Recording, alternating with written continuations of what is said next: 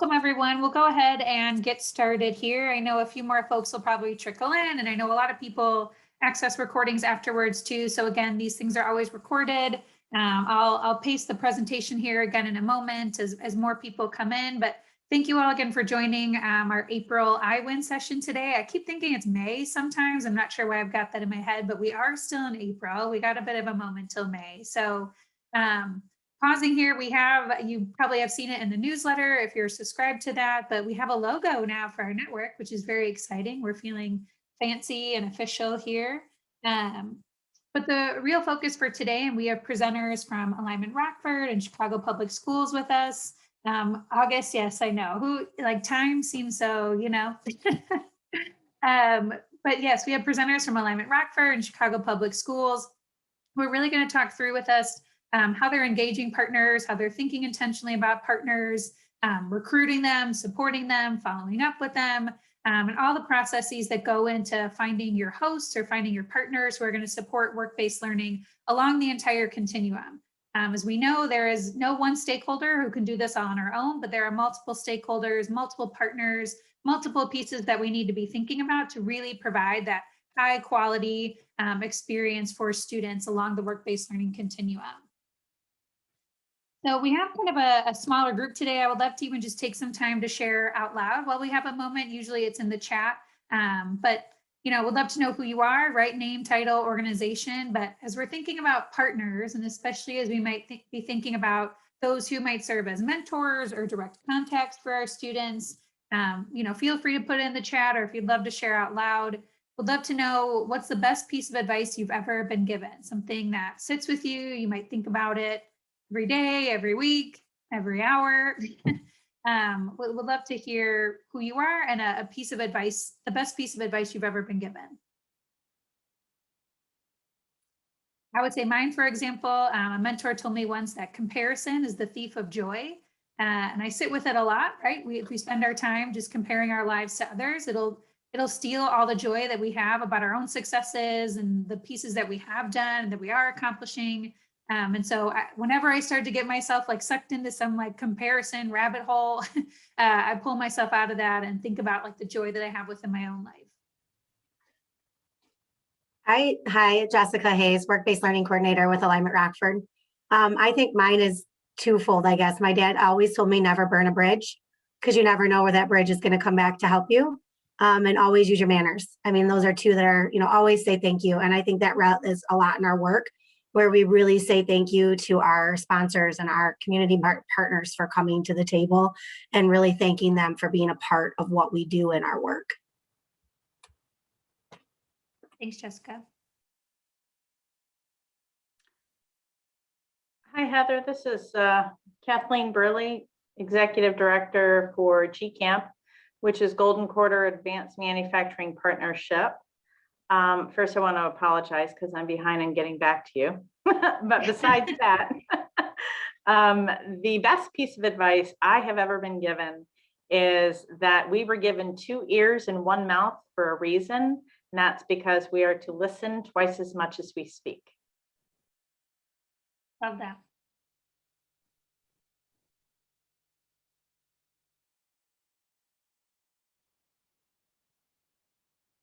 I see some other pieces in the chat too about putting your oxygen mask on first, spending time with those who want to spend time with you, be yourself, right? I think this moment, as we've all kind of hunkered down or been remote or still remote, right? You really kind of discovered the people that, I don't know, you can still stay close to, even in very, very different ways. Wonderful. Thank you all. I just think it's important, there's many moments and there's many things that people say to us throughout our lives and continue to right now that stick with us for a long time. And so when we think about our partners and we think about who we're engaging with, who's engaging with the young people that we serve, they're saying a lot of things to them for better or for worse that will stick with them and might sit in their heads. I think could also have had an icebreaker about what's one, negative piece that also sits with you every day that someone said to you and you wish you could remove it from your head, but sometimes it just kind of filters in there. So the plan for today, I'm going to kind of try to start a new thing here, doing some announcements in the beginning and also opening it up to you all if you have any announcements that you want to share with the group. We'll have presentations, like I mentioned earlier, on partner engagement from Alignment Rockford and Chicago Public Schools. I think we're also going to have time today too, and kind of having a smaller group. It's nice to do, just spend, maybe 5-10 minutes in breakout rooms, kind of reflecting on what you heard, kind of thinking how you might implement it, or sharing some of your own best practices. And then excited today to preview. This will be fully released tomorrow and available on the iWin site, but been developing a statewide team-based challenge resource bank. So we have models from throughout the state, and there's even more coming in. I know a lot of folks, there just never seems to be enough time in the day. So there's a lot more rolling in through May, but going to do a preview that for you all here today and kind of show you what that looks like, and would welcome contributions to that as well. It's going to be an ongoing resource bank for sure. And then just to review, I know there's some folks who are kind of new to the iWin space here, why we're here and what we're doing. A big piece is just really highlighting and exploring innovative models. We've had a lot of focus this first year on virtual work-based learning, but I think we've even started to kind of talk more broadly sometimes too. It's definitely a need, and it's going to be a model that's continuously incorporated. But we really are starting to just engage in those conversations. What are sustainable, high quality models that ultimately really do provide that broader and more equitable access. So as we come in and we have our presenters each month, they're really thinking about that. They're thinking about their models. They're thinking about how this work-based learning opportunity provides access and also builds that social capital, especially as we're thinking about our underrepresented students, our Black and Latinx students. And so this partner engagement conversation today is really important to that. They really are a key piece in building that social capital for students. And then building connections among you all. So, within the breakout rooms, within our chat rooms, just making connections, even if you wanted to chat with a presenter following after this.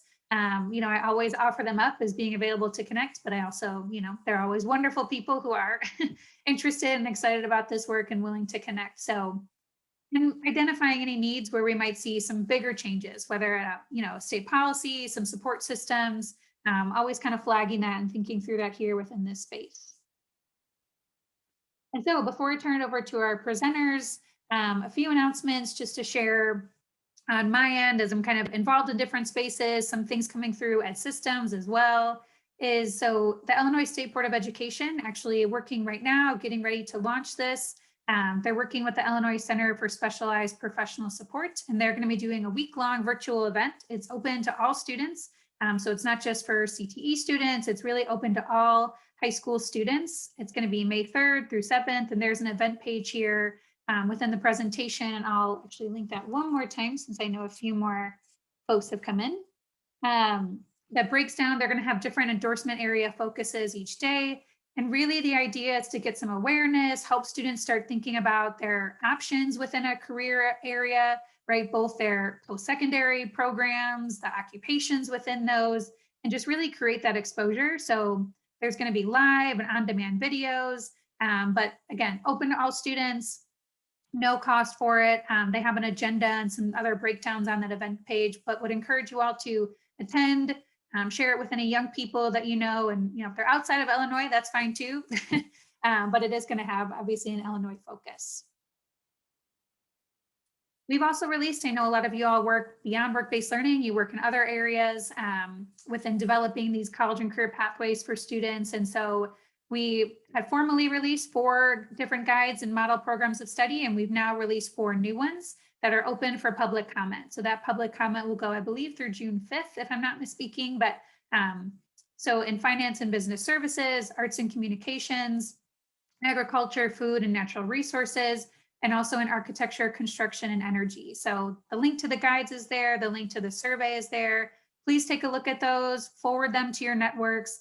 The more public comment that's received on those, the better. So we can really make sure we're creating programs of study that fully capture what's happening to and through from that high school 9th grade level all the way through those post-secondary programs and the occupations that are related within each of those. There's a few different resources as well I'd like to highlight, and Val from Chicago Public Schools will talk about this more, but been working closely with the Chicago Public Schools Department to create this work-based learning toolkit.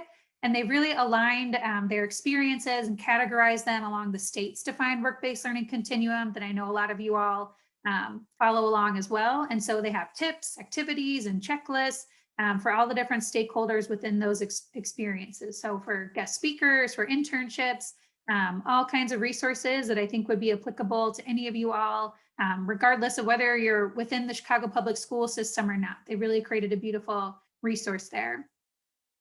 The P20 Council also released a learning renewal resource guide, and we're going to dive into this a bit in our May session when we kind of reflect on the year, think about innovations, think about some of our priority areas and how we're going to strive to address those within our systems.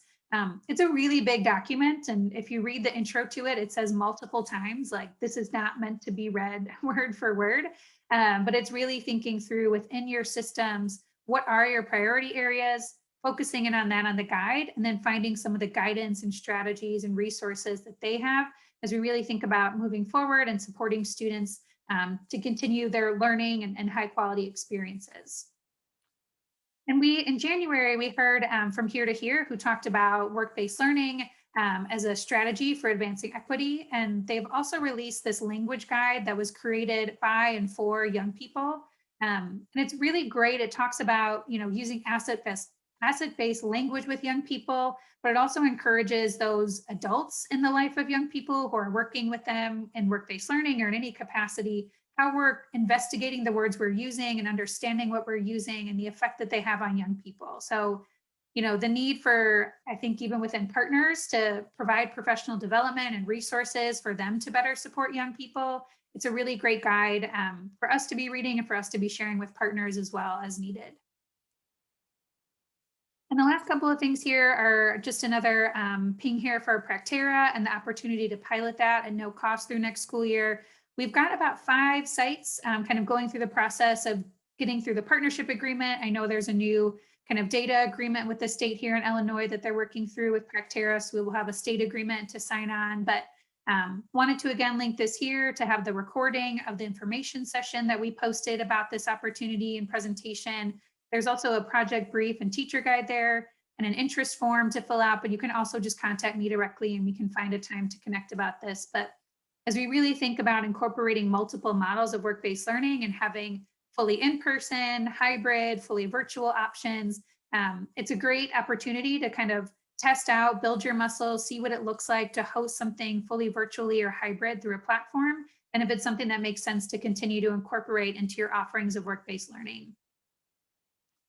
And with that too, Nancy couldn't join us today, but they wanted me to pass along information and I'm working closely with Nancy as well about getting a cohort together for teachers, staff to actually get PD on what it means to implement virtual work-based learning. So the why, the how, the who, the when, the what, and they'll go through some different modules. I believe it's like a 1-credit course. It's about $700 per person.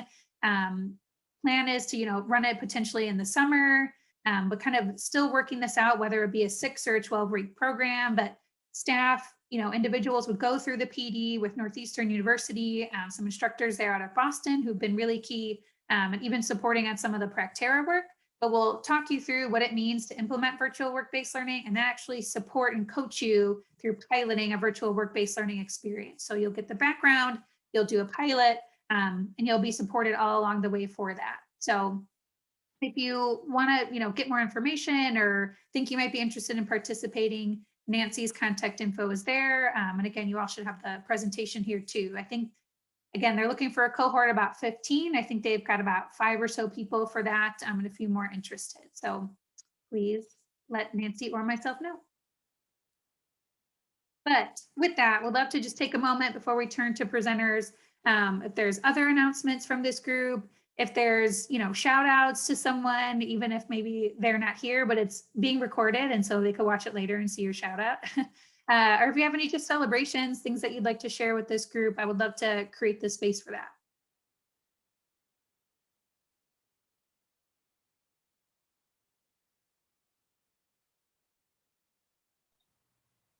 I can do a quick one. I'll do a shout out to the Connect at Home. In one of our iWin sessions, when they talked about their live panels, we did those and are still doing them.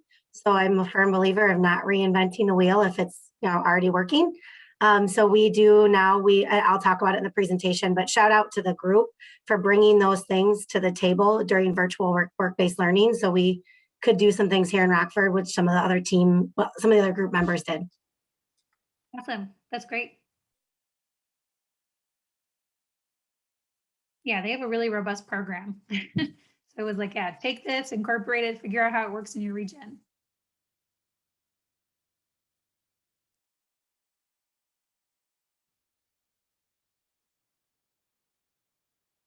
Any other announcements, shout outs, celebrations, things you're excited about?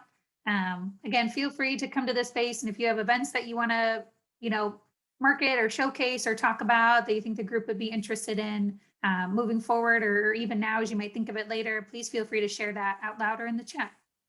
Well, I just wanted to make one announcement, and it's a celebration. This year will be our 10-year Academy Expo for our 9th grade freshmen this fall. We're really excited that the school district has approved us to go ahead and start to plan that for all of our freshmen this year, where they can connect with over 100 business partners and get a chance to ask them, what is it like to be in your career, and do some hands-on experiences with all of our freshmen. So we're really excited about that. 10 years, October 21st. If you're in town or if you're close to town, please stop by. We give tours of it as well. So we're really excited that we get a chance to do that this year. That's awesome. 10 years. In October, I'll be here in like a minute too, In a minute.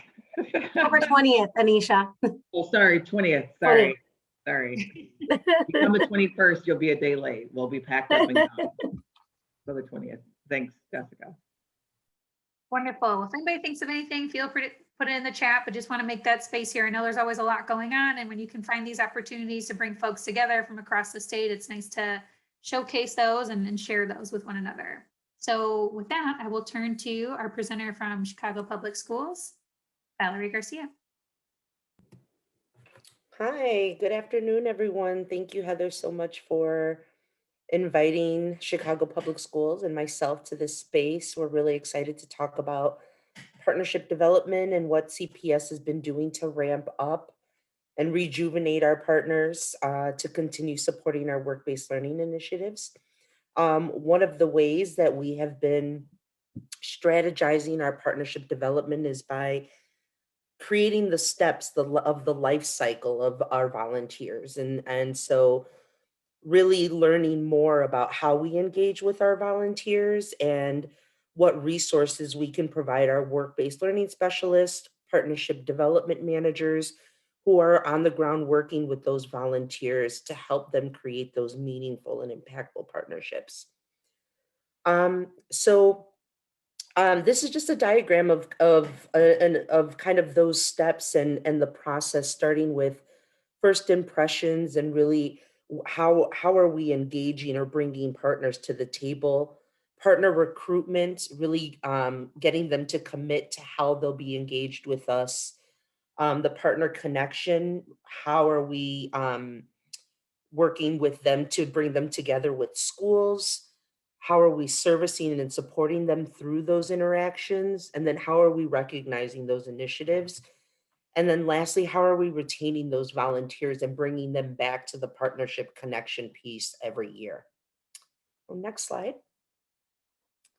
So starting with first impressions, this is the first phase of partnership engagement, and really looking and understanding how to bring those partners to the table, whether that be through a marketing initiative. So right now, Chicago Public Schools is working with an independent contractor to create a one-page document that will list ways that partners can engage with us through guest speaking opportunities, internships, job shadowing, apprenticeships, and then career day opportunities or facilitating workshops on soft skills.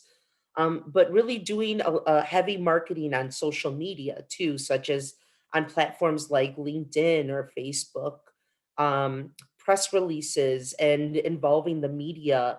We have so many partners, I say, that come to us not really sure which initiatives we have going on in Chicago Public Schools. And I think creating a marketing campaign around partnership development would definitely help create that pool of interested folks. Also networking events. You know, a lot of people go to networking events to generate business, whether they're in insurance or, you know, entrepreneurs themselves. Attending networking events to boost your volunteer pool or partner pool is a great way in doing that. And then word of mouth via, you know, advisory council members, board members, educators and administrators is really another way to bring interested folks to the table. Next slide. So partnership recruitment, this is the next phase. So once we have that pool of interested people, really meeting with them to discuss what ways that they can partner with us, customizing that. Usually partners, when they come to the table, they kind of have an idea of what they would like to do, but learning how they can infuse that in um, the different schools, the different neighborhoods, the different demographic of students we're working with, and really creating a customizable engagement piece, whether that's in being a guest speaker and talking specifically about what their pathway or industry has to offer. So that's where that conversation piece begins. And um, so then again, we're offering these three menu options essentially. It's the mentorship piece. So how will they really engage with the students? The curriculum advisory piece. So ensuring that the curriculum that students are learning in our CTE classes and the WBL experiences that they're having align with the pathways and those industries requirements. And then also being a financial contributor, you know, sponsoring curriculum development or an internship or a WBL experience or an event is another way.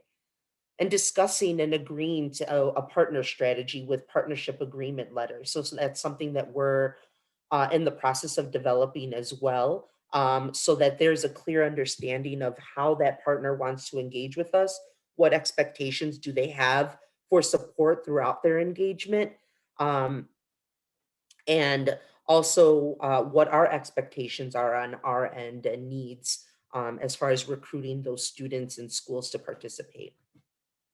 Next slide.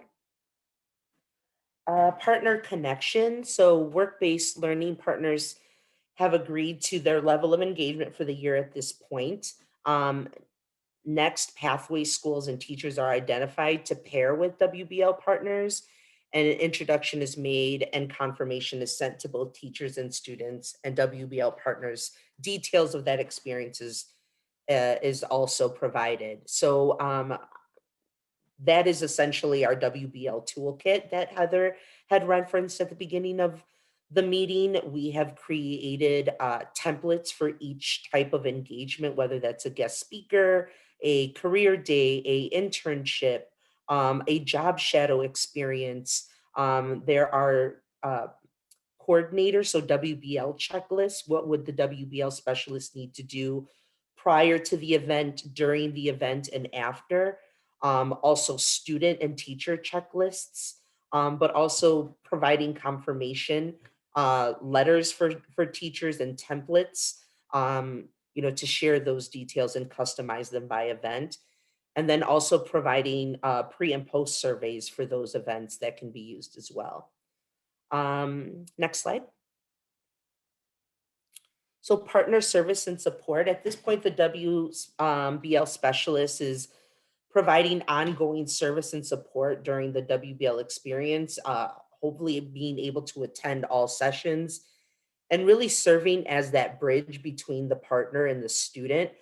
Most of the volunteers or partners that come to the table are not educators themselves. And so they're really looking for that support in student engagement. How can they improve their presentations? How can they make them interactive and as impactful as possible? So that's really where the WBL specialist support would come in. In this piece, we're also looking to provide training for our partners so that they can learn ways in engaging students, but also just basic classroom management as well. Next slide. Partner recognition, so showing appreciation for our partners after their WBL experience is crucial, sending thank you emails, partner surveys, sharing student and teacher feedback and testimonials, hosting CTE partnership recognition events where partners' efforts are highlighted, and utilizing social media platforms to spotlight volunteers. I'd say of those different ways, the most impactful that I've seen in my experience is always student testimonials. And so the more that you're able to capture those testimonials and share them with your partners, the more that they feel engaged and that they actually made a difference through this partnership. Next slide. So partner retention, one of the things that I also wanted to mention that our department is developing right now is a partner scorecard. This partner scorecard, essentially report card, scorecard, we're not really exactly sure what we're going to call this document yet, as we're getting a lot of different feedback on it. But essentially the partnership scorecard is a recap of engagement for the partner. So at the beginning of the school year, we had our agreement letter on how the partner was going to engage with us. This is at the end of the year, a recap of that agreement, what really did follow through, what events and WBL opportunities did we create, how many students were impacted, the testimonials of those students that were engaged in those experiences as well. And and sharing that with the partner so that they can see what their impact was, and how we can continue to grow that partnership. And so having those discussions at that piece is, so for next year we'd like to continue these items that were successful or launch these items that were missed in the initial agreement, and really trying to keep that partner engaged and growing each year is really the goal of that scorecard. So that again, there's so many times where we engage partners and then we never hear from them again, whether that's lack of good follow-up on our end, or really they're just boiling down to that. So again, those scorecards and keeping them engaged and back to that partnership connection piece is important. So partnership retention can also happen in other ways outside of the scorecard. Obviously, keeping them engaged while they might not be active with students, they can be active in other ways, such as participating in advisory councils or helping connect CTE to additional partners within their industry, including them in monthly updates or quarterly updates as you provide them, sending them letters over the holidays or giving them recommendations on LinkedIn. We've had some really great partners this school year, and just giving them a shout out on LinkedIn and what they're doing has really helped in their willingness to want to do more. And so we've seen that be very successful in our efforts. Next slide. Essentially, that's the end of my presentation. I'm happy to take any questions if anybody has any.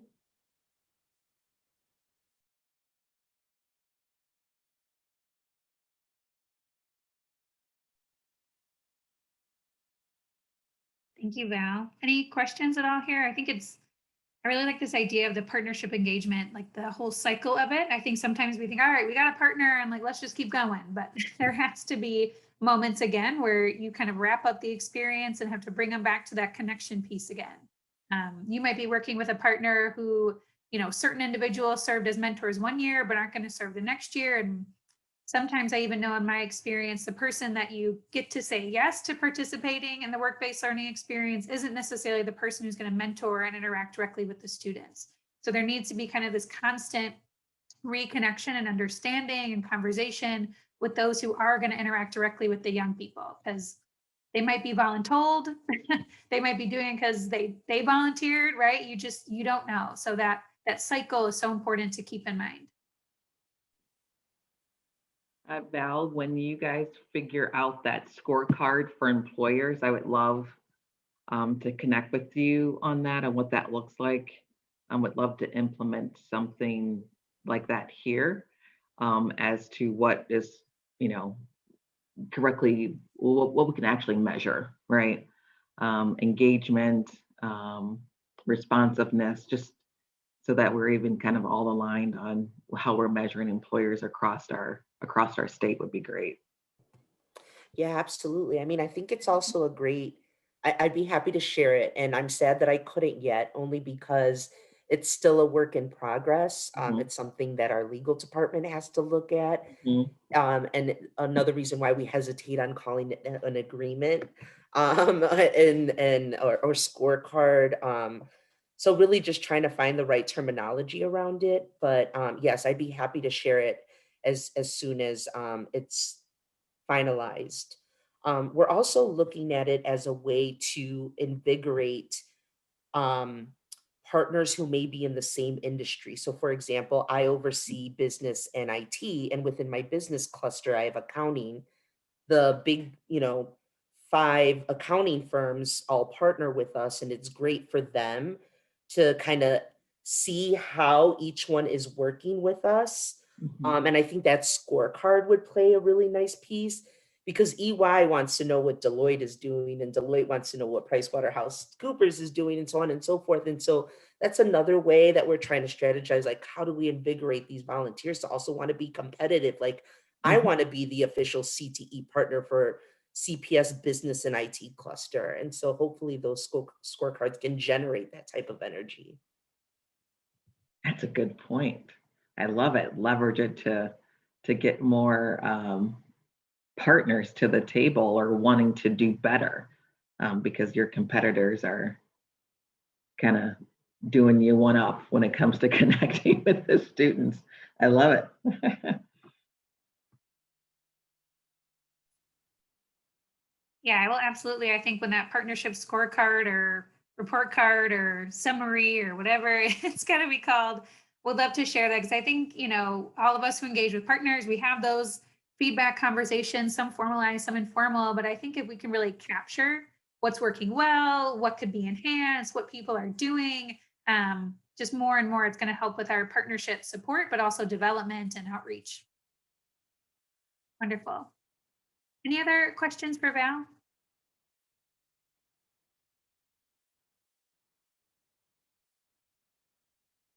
Awesome. Well, thank you. And I will turn it now to our presenters from Alignment Rockford. Hello, good afternoon, everyone. Thank you once again, Heather, for allowing Jessica and I just to present on what the work we've been doing around work-based learning, and hopefully like our continued plans in the future. So just really quick, I'm Anisha Grimmett, Executive Director of Alignment Rockford. We have Jessica Hayes here, as well as our work-based learning coordinator here in Alignment Rockford. I think I'm going to upgrade her position to work-based learning manager here pretty soon. After all of the great work that she's been doing in such a short time, Jessica joined us here at Alignment Rockford last year in May during COVID. So a newly created role and position, as I'll talk a little bit about, as well as to really help to really accelerate our work-based learning vision here in the Rockford community and working with our Rockford Public Schools here. So if we could go on to the next. So just a little bit about who we are and how our academies and pathways are set up. So Alignment Rockford, our mission and goal is to align community resources that support our Rockford Public Schools. So we're a collective impact organization, an intermediary, a backbone support, however you want to label us, of the word of the year or the month. But that's what we do, and we really focus our efforts on key strategies that are identified by our public school system. One being college and career readiness space, and so.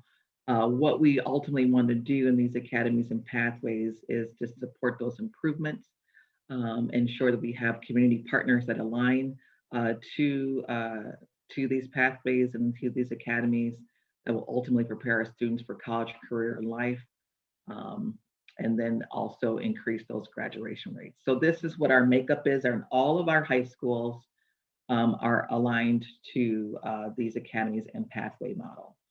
Next slide, please. So with those academies and pathways, Alignment Rockford as a whole, we are assigned to ensure we have community partnerships and students have engagement with the workforce from 9th through 12th grades and key experiences. In 9th grade, the Academy Expo, which I spoke of, our 10-year anniversary, we started out in the high school gym. Now we're in this huge indoor sports center, and now after 10 years, which has been really great. All of our freshmen attend that, and we help to coordinate that with our myriad of volunteers. 10th grade, we are helping to guarantee them to participate in 2 site visits. So I'm sure you guys all know what site visits are, but ours are 90-minute site visits to our organization that aligns to their pathway. Their 11th grade year, we are required to have community partners connect with students in a 4-hour job at shadow experience. And so once again, they are deepening those engagement and relationships year over year, and we're helping to ensure that those students are connected to those. And then their 12th grade year could be a myriad of experiences from additional exploration activity. It could be an apprenticeship, an internship, or even more job shadow opportunities their 12th grade year. So that's what we are responsible for doing. So when I joined Alignment about 4 years ago, this was really done for the most part, on someone's Excel spreadsheet or, the infamous, pad of paper where you like have a student and you have a partner and you want to connect them to a business or connect them together. And it was really done just ad hoc. Like I said, Google Docs, Excel spreadsheets, emails. It wasn't really managed effectively. There was no like database for teachers or our academy coaches or even career professionals or businesses to connect with the students or the staff, faculty and staff and students to connect with business partners to engage in that. It was all about who you knew. And if that teacher or if that contact was gone from the workplace, then you no longer had a relationship with those folks. We've identified there were platforms in the market that had either virtual in-classroom learning or outside learning classroom, but not both. There was no way to connect the two together at that time.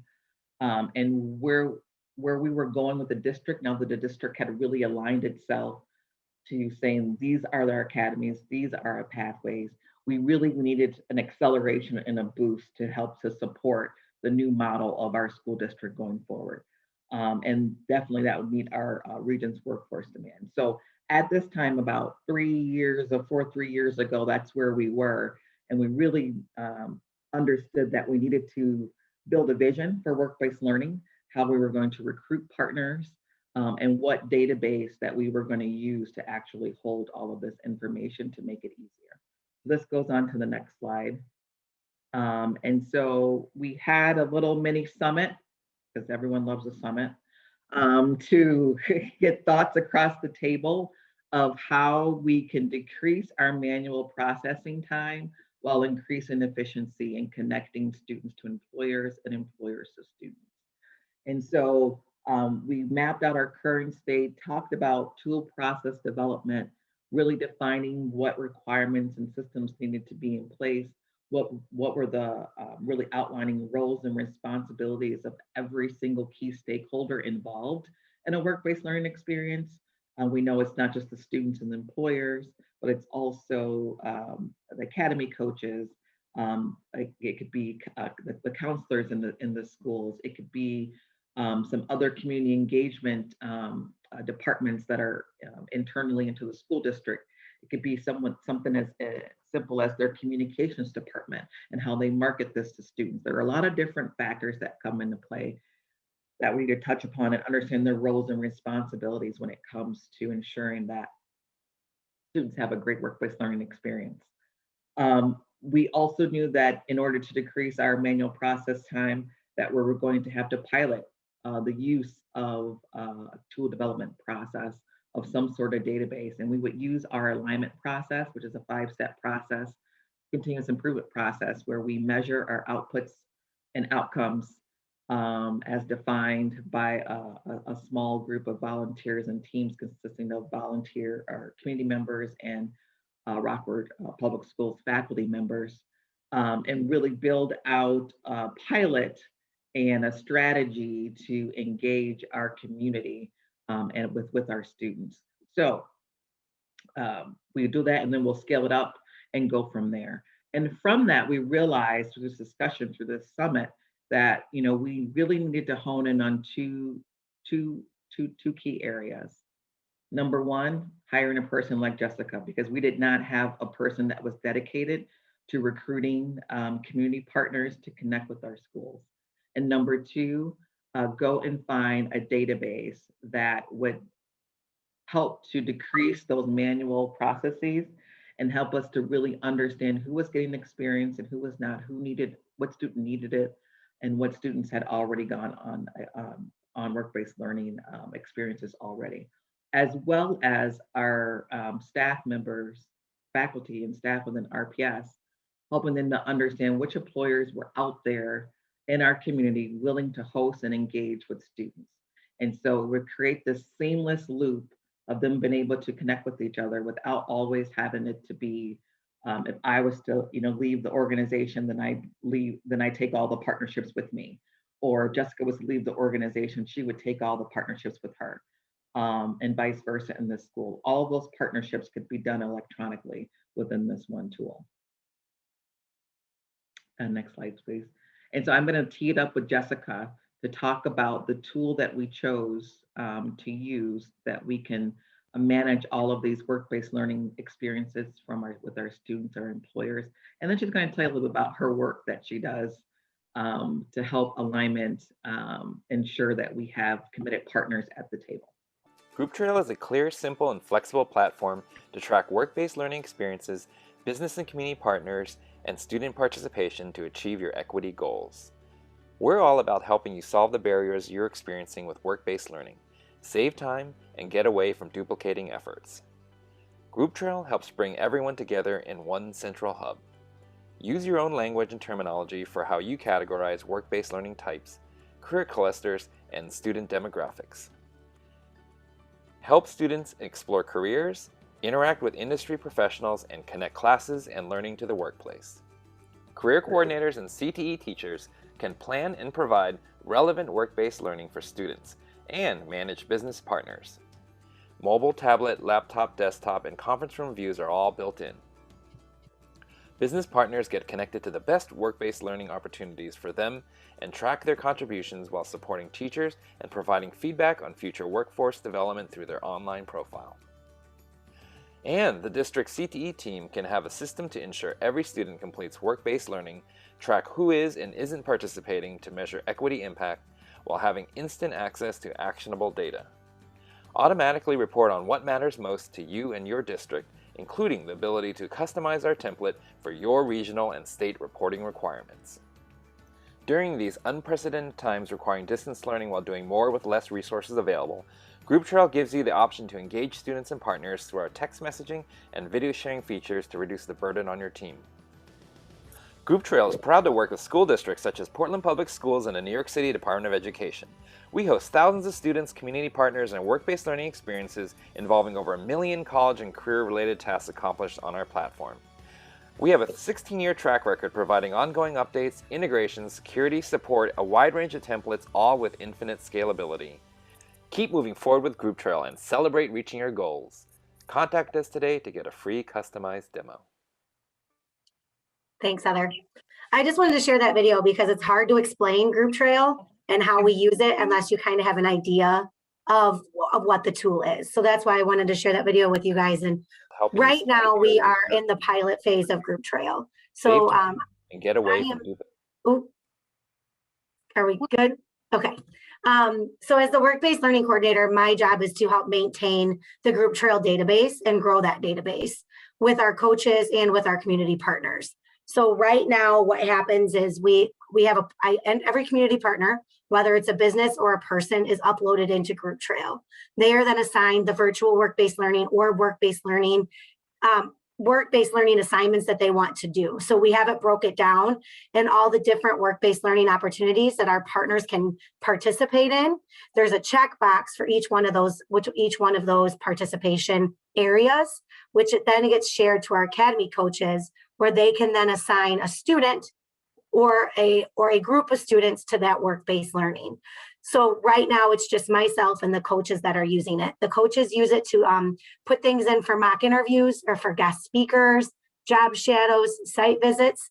They then can pull a report, which will then give them that community partner resource. So instead of somebody saying, here's a Google Doc, put the name into the community partner in that Google Doc. It's now all tracked in Grouptrail. And with our student data in there, we can now start to track with what students participate and what students do not participate. It gives us really good reporting on students participating in all of our different work-based learning opportunities. We're hoping that over the next few years, we can grow the database out where it is, where not only just I use it or the coaches use it, but our students would be able to use it, as well as our community partners. So we onboard a community partner in the future, and that community partner can create their own profile in Grouptrail. Then they can post different opportunities as a community partner, and the student can say, yes, I'm interested in this. Or a student can go out and say, I want to participate in a job shadow. They will have access to the app where they can find what partners are available for them to then participate in that work-based learning. That's the ultimate goal for Grouptrail. We know it's going to take some time to build that out, but that is our ultimate goal and what we can use Grouptrail in the future. Next slide. Then we'll talk about a little bit about recruitment. This year, we spent a lot of time recruiting for our virtual work-based learning, but there's several different ways that we recruit for our business partners. One of them is by invitations to participate. They are specific intentional asks. So we send out specific ITPs for our Academy Expo, asking partners to specifically sign up for our Academy Expo, what booth size, what industry they're in, what type of hands-on component they're going to have. Those are all into our ITP. So this summer we did a intentional ITP for virtual work-based learning, where in that invitation to participate, we put the specifics on what we were looking to do for virtual work-based learning. So when we send it out, they know what we're asking them to do, and there's an intentional ask on where we want them to participate. So those go out on specific asks, but then we do a lot of networking, community networking, a lot of chamber events. I meet with our community partners quite frequently, especially our pathway sponsors. We meet with them quite frequently as well, getting feedback. I also meet with our coaches pretty much on a weekly basis. Each one of our schools have an academy coach, which then help focus the academy learning, where they get the work-based learning experiences that are needed within each school. So I have a relationship built with each one of those academy coaches. So when we talk about work-based learning, when we talk about site visits or job shadows or mock interviews or guest speakers, I know what those coaches are looking for, and I know what kind of volunteers that they're looking to utilize inside the school.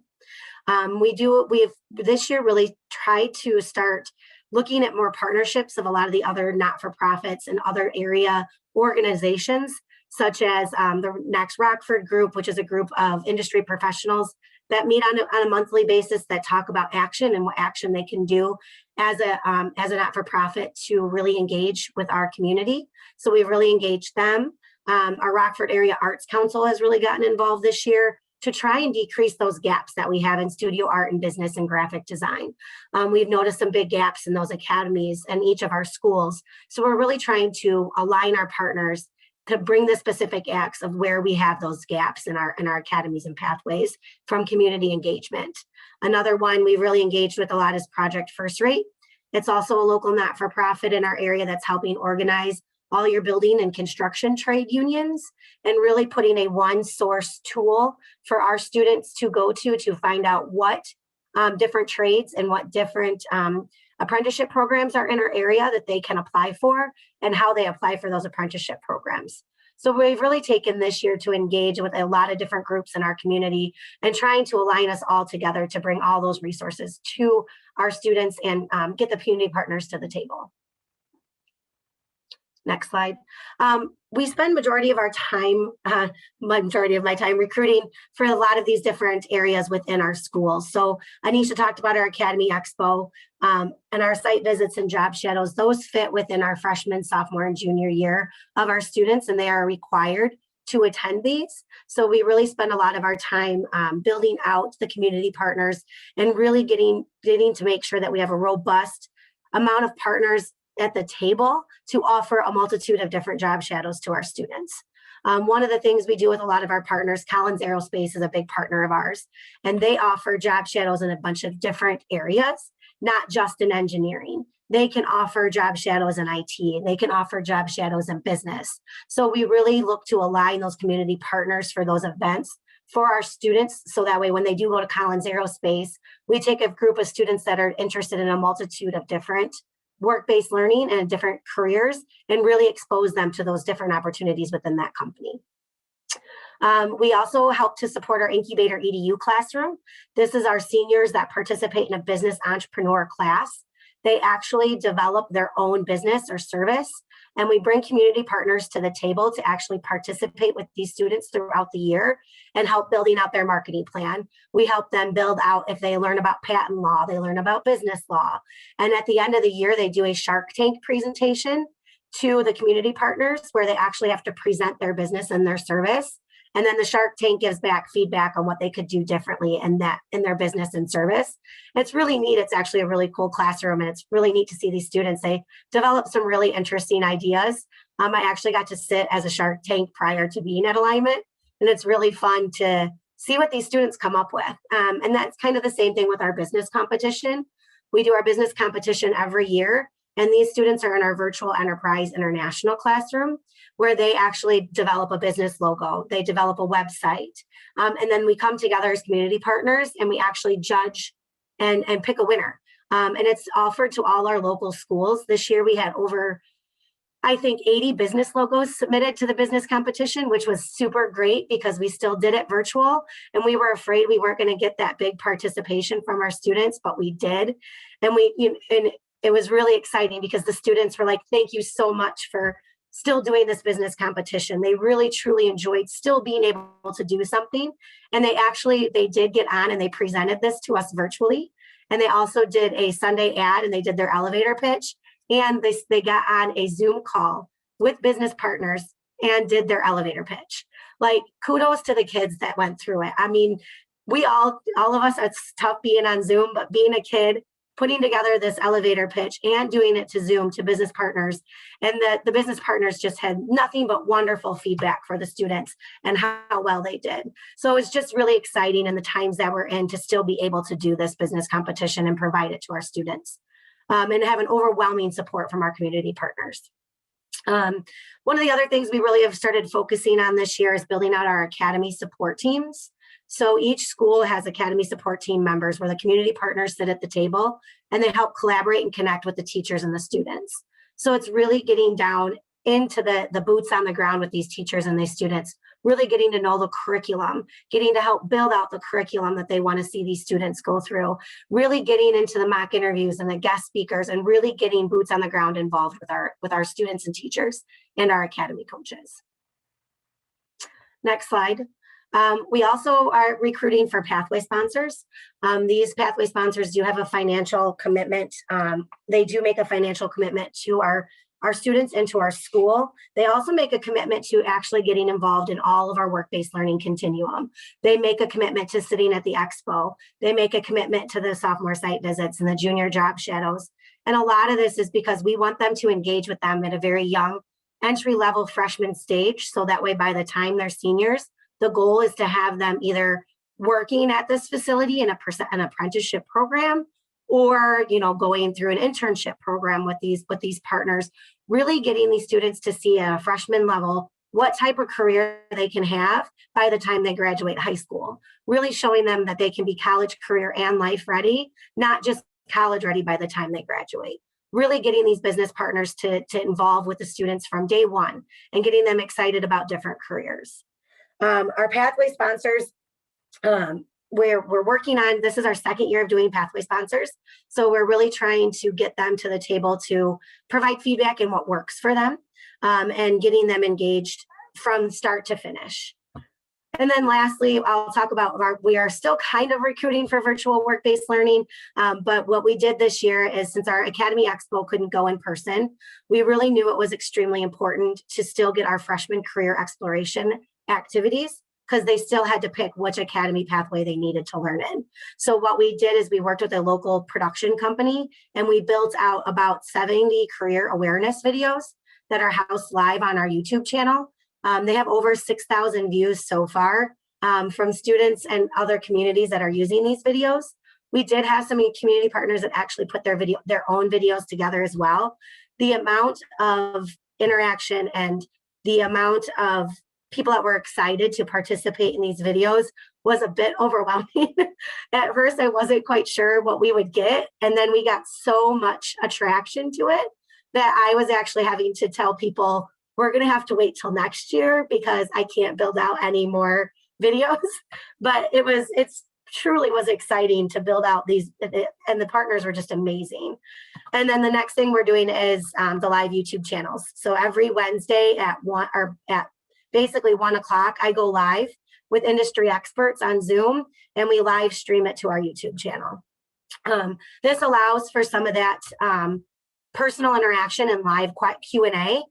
So some of the students join us via Zoom, so they can actually ask their questions in the Zoom chat, as well as in the actual on the YouTube channel as well.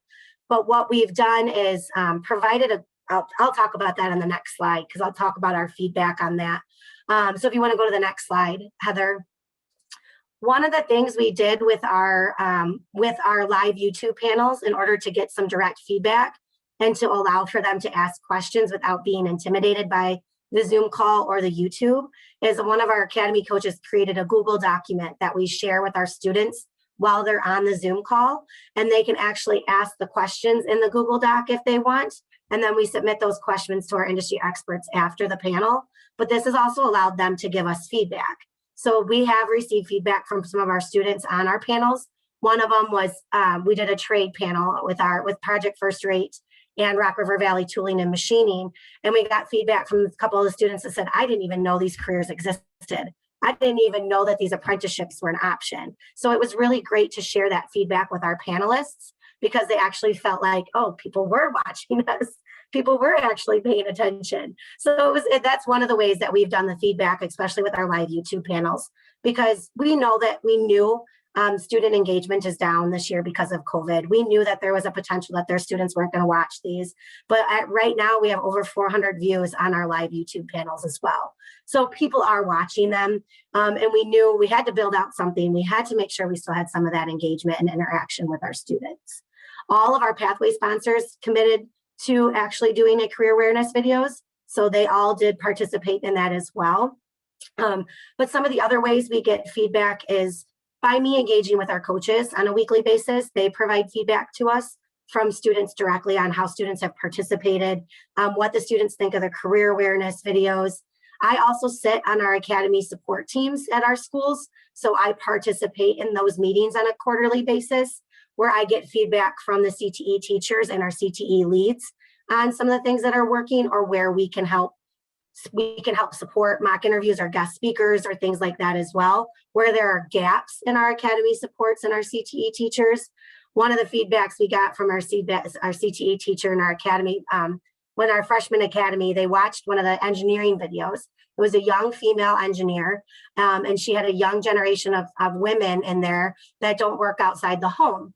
And they watched this video, and she said, and it was an entire hour conversation about, wow, we didn't know we could be engineers. We didn't know we could do that. So hearing that feedback and getting that engagement is truly makes it seem, okay, our work is worthwhile. People are engaging in that work. This year, we're doing Pathway Sponsor one-on-one meetings and Pathway Sponsor summits. So us at Alignment Rockford are reaching out directly with our Pathway sponsors to get a best practices. What works? What doesn't work? What things can we do better? And really, truly getting that one-on-one engagement with our Pathway sponsors, because they do give us a financial contribution. And then we're doing summits with each school. So we're getting all of our Pathway sponsors together that do each of our schools and talking about best practices across the board. So how is this pathway sponsor being utilized? Maybe what they do and how they engage can also be utilized by our other pathway sponsors, and engaging them across the board and really seeing what works and what doesn't, and making sure that we have equitable across the board in all of our pathway sponsors. What other things we do as well, we do highlight them in social media. We do a lot of social media this year. Our admin has been really, really active on our social media channels this year, really trying to get that up and moving and get that activated. We highlight sponsors, we highlight participants. When we were doing our career awareness videos, we highlighted all of our business partners as they were the day I was out there shooting the videos. We took pictures and we highlighted them on Facebook as well, thanking them for doing the videos. What we also do is we do onboarding specifically for our partners. So once a partner makes a commitment, we onboard them to all the different options that we have here at Alignment Rockford. And then once they make that decision on where they want to participate, that's then when we put them in Grouptrail, and then they get assigned the specific work-based learning opportunities that they want to do. And then we do the follow-up and the feedback with them. A lot of the feedback comes in our very formal events, like our job shadows and expos. Those have formal surveys that get filled out from our participants. But a lot of what it is me, emailing them. How did the panel go? What did you think? Is there something different we could do? Do you have any other topics you think we could talk about on a panel? Really getting that feedback from our industry experts as we participate in the specific opportunities with them through work-based learning. So I didn't know how much time. I went through it pretty quick, but there is a lot that we do over here, and it's super fun. And I think I'm super excited because I am pretty sure we're getting the green light to go back into the school next year. Our Academy Expo going into person really makes it super exciting that a lot of this work will be able to go back to in person next year. And I am super excited to get back in front of the students and get them these work-based learning experiences. Any questions? I said, I know I went through it really fast. Janet, thank you for the chat. I'm glad you watched the videos. Any other questions, comments? I have a question. So I work for Science Olympiad, which is a CTSO. Are you tracking CTSO participation in your tracking with students for work-based learning or career exploration? Or is that something you're planning to do? Or is that just not appropriate? And this is open to anybody if that's something that just doesn't really align. So I think, I'm not sure, Anisha, can you answer that question? I know that they want to track, we're trying to track everything work-based learning in Grouptrail, whatever that is and whatever that consists of, because that way we show that the students are participating in those specific areas. So I know that on a work-based learning side, we're trying to track mock interviews, guest speakers, Academy Expo, job shadows, all of the above. So things like participation in FFA or Skills USA or Science Olympiad should align to some of those experiences as well, right? Because they're working with mentors, they're going to competitions. Right. Yeah, the great thing about working with Grouptrail is that it's customizable to whatever your school district wants. So they can say, hey, if those are the things that you want to track, they can just add that in there for you. And there's not like an additional cost for an additional feature. And that's what we really liked about it here in Rockford, is that it was customizable and it wasn't just one thing fits for all. It was really like, well, we don't track that. That's not what we do here in our district. So therefore, we don't need that implemented as a data point. So yes, you have the abilities to do that if that's what your school district requires. I'm probably the only employer here. And I'm also a chair of GCAMP. I have as you'd expect, I have a fiscal question. Who pays for all this?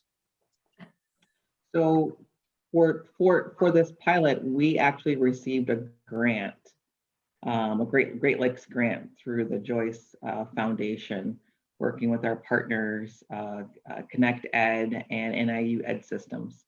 And through that grant, we use that grant to cover the cost for this system. Are you working closely with the Rockford Chamber of Commerce too? We do have partnerships with the Rockford Chamber of Commerce. They sit on our board and we do a lot of activities with them. Yes. Okay, and is this an advisory board or what's the structure? So for our Rockford, for our chamber, they actually sit as a board member. The president sits as a board member on Alignment Rockford's governing board to ensure that we're aligned on what we're doing as part of our partnerships.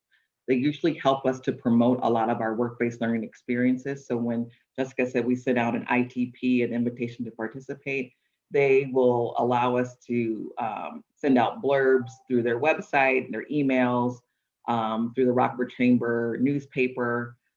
Jessica has the ability to go and do a roadshow with chamber groups to talk about what's out there, what we're doing, and how we can connect and engage with businesses. They have also provided us, a list of their directory, so that we can go and promote as well our activities to certain employers as well. So we can do some target. So your funding at this point is all a grant? So the funding for this initiative for Grouptrail was through a grant. And then how is the rest of the funding for Alignment Rockford? So we do a third model. So a third is from grants, a third is from our school district, and a third is from our community partnerships. One of them being Pathways sponsorships and individual donors and other organizations who fund us. Thank you. Sorry, this is maybe you all know this already. I just. Oh, no, it's fine. It's fine. I asked the same thing when I took the job, coming from an employer's perspective of how are you guys funded? So. Well, it's very impressive. Very impressive. Congratulations. I hope it continues.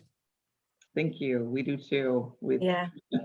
I have to say, it's the community partners are just, especially in our area, have just, even during COVID, have amazed me. I mean, you put an ask out, and I think a lot of it is we're very intentional about our ask.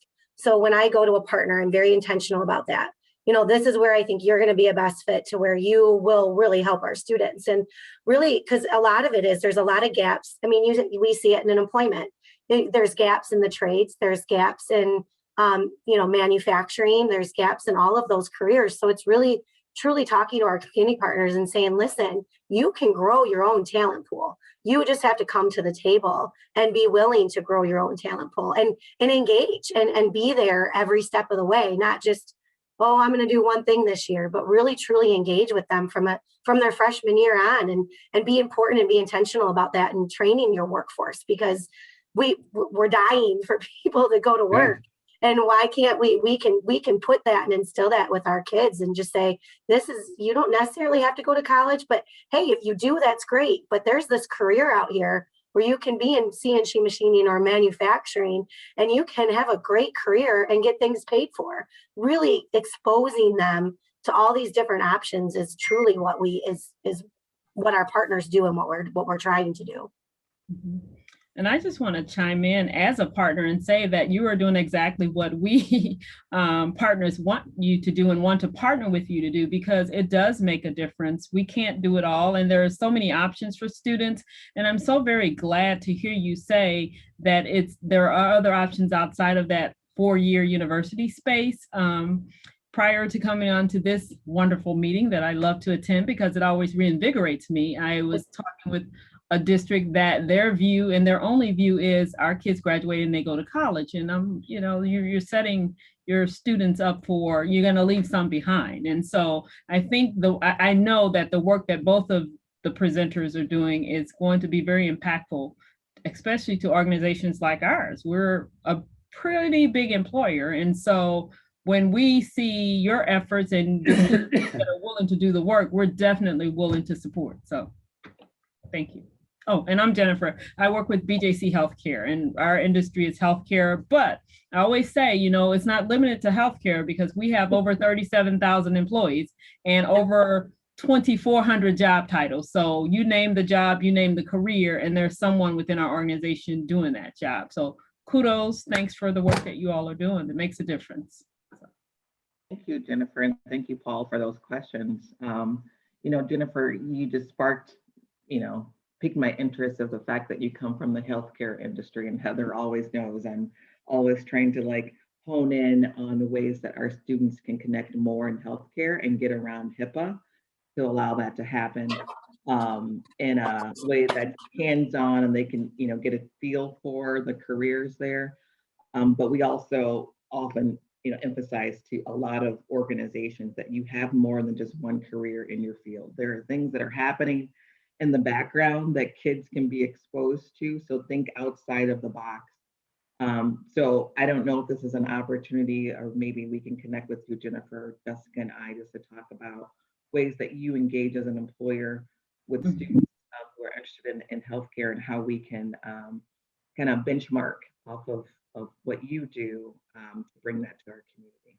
Sure, I would love to talk with you, and Heather will definitely connect us, Heather. We will be connected, but I will say, I just want to say one thing. There's no around HIPAA, but we can talk about how to make HIPAA appealing, and it's not as hard as it sounds. That's one of the barriers that people, I say, when someone say to you, we can't do it because of HIPAA, it's really because they don't want to do it. HIPAA is not that complicated. So I can definitely have dialogue with you and talk about what we do, how we do it, and why HIPAA is everywhere, but it's not a barrier. It's not a barrier at all. So looking forward to talking with you about that. Thank you. Thank you very much.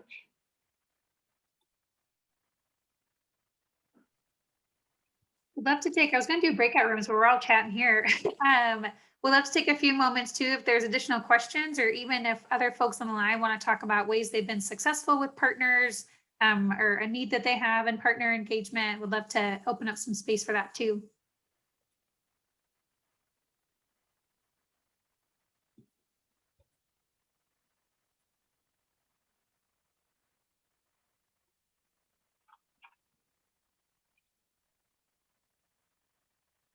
Well, I don't want to overtake the talking, but one of the things that I found really appealing, it's amazing how when you network and you do this, something comes out of it. And so I was looking at and I thought I wrote the name of it down, but I closed my laptop over here, the data system that you're using to keep track of your partners and the work that you do. I'd be interested in looking at the vendor for that particular, because I'm in the process of looking at vendors to collect some of the data that we have in our work that we're doing with students. We start with students very early in their academic, we're academically, and we follow them throughout. And so just to be able to make sure that we're capturing as much information as we can about, the students that we've serviced, where they are now, and all of those things, and taking it from, it was so funny when you held up that piece of paper and said, this is how it used to be, that's Jennifer. Because I just, I've been in this work for a while and always been very passionate. And now that my organization has the passion, it's like, okay, so I'm showing them, oh, look at Lily. Now she's a doctor and she started with us. Well, Lily's name is written on a piece of paper. So I need to kind of be a little bit more savvy in capturing that kind of information. So we'll talk about that as well. Thank you. Yeah, I came into this role just asking a simple question. Well, how do we know that a student has gone on a work-based learning experience? Like how many students have gone on in the past and there really wasn't a valid answer, or it depends on who you talk to in the school and the numbers would be different.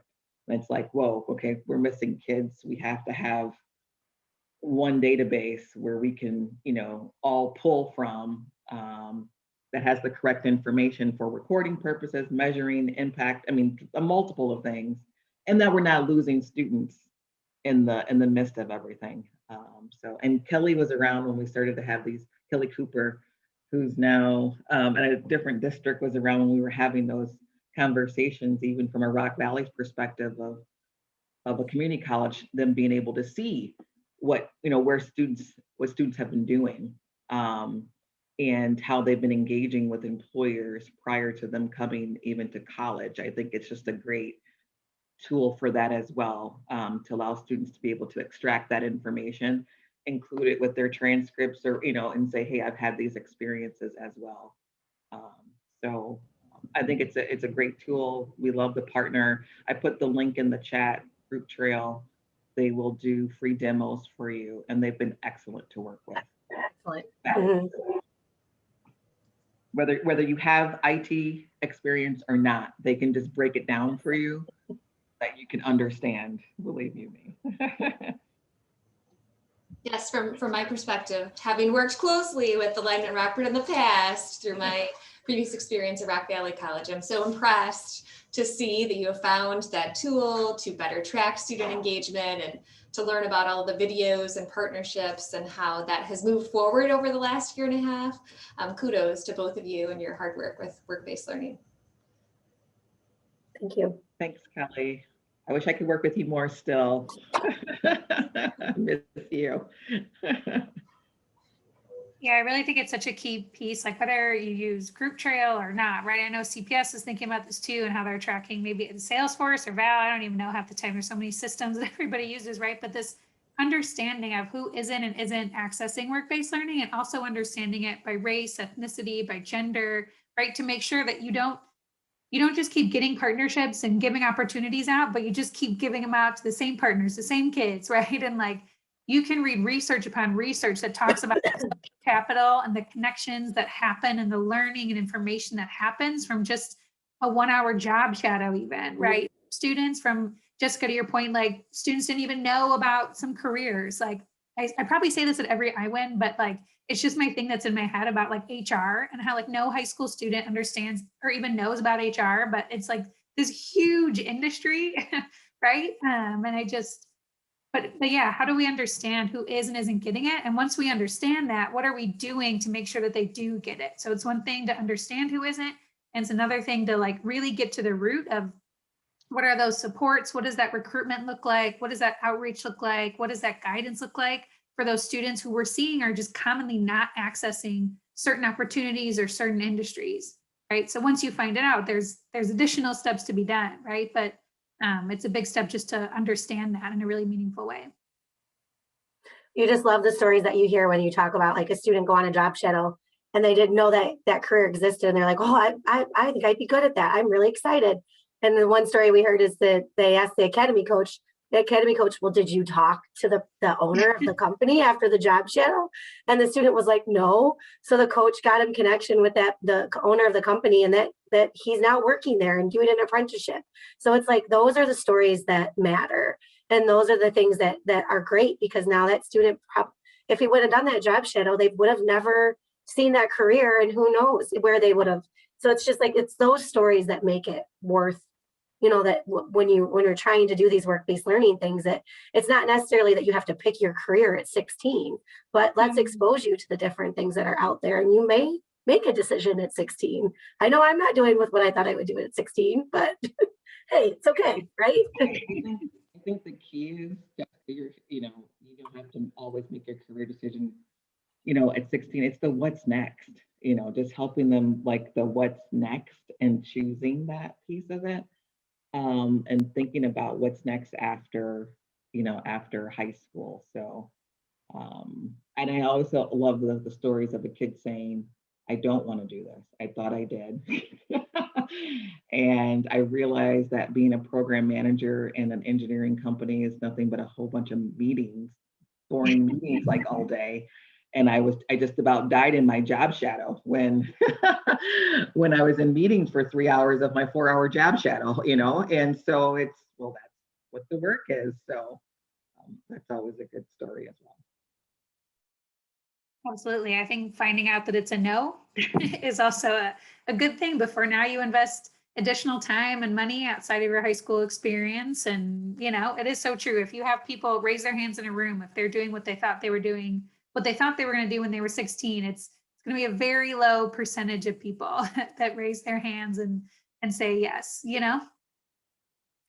Well, I know we have just a few moments left here, but wanted to give a preview again, kind of, we're all trying to do this, right? And we're all trying to like figure out what this looks like. And so, as part of the work-based learning continuum within our state, if you're pursuing those college and career pathway endorsements for students, team-based challenges are a required component of that, right? And I'm going to slide forward, show the definition. They're not necessarily anything new, right? I think a lot of spaces are doing project-based learning, whatever they're calling it in their space, right? But now it's thinking through making sure, I think the new piece, right, is that there's mentoring from adults with expertise who are outside of a student's normal day-to-day, right? So yes, the teachers within your space, within an educational institution are experts, right? They have expertise, but it's really exposing students to new folks who have different expectations, who work differently with students, with young people, right? And they're going to be mentoring and providing guidance on that problem-based learning project. So that's, I think, really the new piece of this, right? And so what we're previewing here today, I'm going to kind of show you what it looks like, and we're getting it uploaded to the iWin site, so it'll be ready tomorrow. I'll send a follow-up email with the recording and materials and everything from today, and then a link back. If you already have the link, you can check it tomorrow, but to our iWin resource hub, where we'll have this bank of different materials. And so they're going to be organized by the college and career pathway endorsement areas that align to our state frameworks. But there's going to be a lot of, occupations and different careers represented within each of those. And each endorsement area, we're also going to have some interdisciplinary options too. So if you're thinking about maybe some of your core academic courses where you could fit these in, but we're going to have ideas for inspiration and also detailed models. So, from high schools, from employer partners, from community-based organizations, from CTSOs, right across the state, they're going to be providing some detailed guidance about how they actually played out a team-based challenge. And so here's kind of what those pieces look like. So one of them is this ideas for inspiration. So here's an example for the agriculture, food, and natural resources. So it really just gives you a topic and then a sentence or two to spur thinking. And these are based on ideas that, I've come across personally in my experience hosting internships and working with communities. Also from things that we're finding. We have our intern, Edith, actually online here too, who we have a check-in after this and is going to continue to do some research about what's happening within the state and within the nation and internationally as well, right? Like what are some different problems that employers, that mentors with expertise have been involved in within each endorsement area. So that's what this looks like here. But there's also going to be detailed actual team-based challenges outlined for you all. So for example, this comes from the Valley Education for Employment system, and this is within the Arts and Communication endorsement area. And they designed a business, a You and Yours Cafe, and it takes you through, you can see on the right here, really through the whole project outline. So from the preparation, planning, execution, finalization, all the way down to when they actually would present that out. It just walks you through how they broke down that team-based challenge. And you're going to see all kinds of different timelines. So like in this one here, it was a week. They did a whole team-based challenge in a week. You're going to see other team-based challenges that stretch from 8 weeks, right? And so I think none of these models are meant to be taken and like implemented as is. They are meant though to be a resource, and maybe they could be implemented as is, or maybe you can look at this and think about how this might fit into a certain course that's offered, a certain opportunity that's offered. If you do have some of those career and technical student organizations or other extracurricular student organizations, they can be a really great partner in helping implement these as well. But I think some of the best practices we see is that these are embedded within a course, right? To really make sure there's that connection between curriculum and work-based learning, getting some mentorship and connection to industry within that. There's a few exciting models I'm going to be uploading that have actually been embedding a team-based challenge in a dual credit course. So for example, the one we'll have is an intro to accounting course. So again, those courses that are intro, and they tend to have a lot of introductory information, embedding something like a team-based challenge, connecting young people quickly with industry folks, just kind of keeps them thinking about that career option more than, as we all know, intro courses are not always super exciting. They can and they can't be, right? So mixing this in is really helpful for those types of courses. And also what's going to be on there is just a plain old template. So again, that model you saw, it's going to take you through the different rows, the different things to be thinking about. This is, again, not a prescriptive thing that you have to use. This is very much something to use as needed or might be helpful for brainstorming within your spaces. Would love for you to contribute to the statewide bank as you're able, as you feel like you have something that you think would be a great model and inspiration for others. But it takes you kind of the initial overview planning and also really helps you think about the outline. How are you breaking down that team-based challenge? How are you sectioning it out, making sure that there's different status updates, there's different feedback loops built in to that team-based challenge. So it's really there as a planning tool for conversations within your own spaces. And that's kind of what we have for the day. A big thank you again to our presenters. You all are doing incredible work engaging partners and thinking intentionally, not just about partner engagement, but how those partners are showing up for students and really supporting students to understand their options and their interests and their passions and how they all align. I think sometimes we all get caught up in just getting partners and we forget that ultimately like the young people are the ones experiencing this, right? So keeping them top of mind, it's always wonderful to hear you all talk through that and think through that intentionally between your own spaces and your partners. So I'll be sending out the recording of materials and that the link again to our iWin site that's going to have everything ready to go on it tomorrow. For our May iWin, you know, kind of thinking to close out our formal sessions here. I think we're going to do some workshopping type sessions in the summer, but to really think about some different reflections that we've had throughout the year and also bring in some folks. I know we've heard a few people talk about it who've really been innovative in the work in the virtual space and how they're thinking about continuing with some of those pieces, adjusting some of those pieces as we move into what might be quote unquote normal-ish, new normal. I know there's all kinds of different ways we're calling this next phase here, post-COVID, who knows? But thank you all again for your time today. It's always wonderful to convene with you all, hear from you all, and hope you have some valuable insights you can take back to your own spaces today.